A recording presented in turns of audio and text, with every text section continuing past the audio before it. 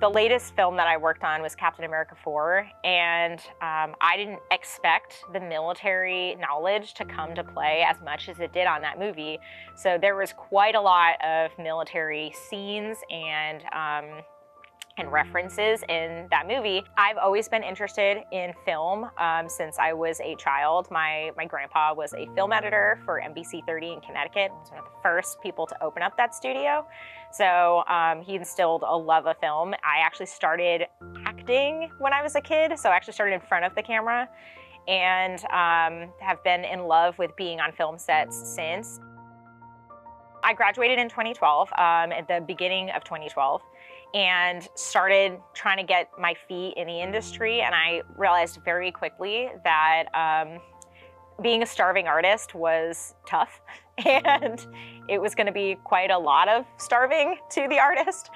So I really needed to find other ways to try to supplement my career path and try to find kind of more stable incomes and things that would be able to like marry with it, which is very hard to find a career field that's going to travel with you. That's why I joined the reserves as opposed to maybe active duty, because I really needed the flexibility that the reserves had. When I went to Dobbins in Georgia, that one coincided with Atlanta, which is kind of the Yollywood of the East Coast, is what they call it. And that's where I worked on Sweet Magnolias. I did Captain America 4. I worked on Praise This. It's a feature. And I worked on a Lego Marvel Target commercial. We just made so many Legos. I actually joined Command Post because it was adjacent to the job I was doing in the film industry at the time. When I had first gotten into the film industry, I actually started out as an assistant director, and they do coordination. So they do schedules, coordination. They're the ones running around on the set asking, what do you need? What do you need? How much time do you need to get it done? And they're helping people get the mission done. Kind of like the film industry, the military has so many different career fields that do different things. Command Post was exactly what I do in the film industry. So I took that, and I have now been doing it for about 13 years. And I actually really like my job because I feel like it uses a lot of the skill sets that I use in film. In film world, everyone is running around as if something is on fire, and Command Post, something probably is on fire. So I think that it has given me a sense of calm in film world that I maybe didn't have when I first started when I was much younger.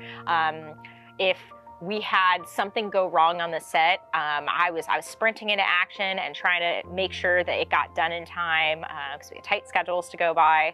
However, in Command Post world, we deal with much higher stakes, especially on deployment, that now when I work in the film industry, I'm like, so nothing's on fire, right? And they're like, no, and I'm like, well, then we'll figure it out.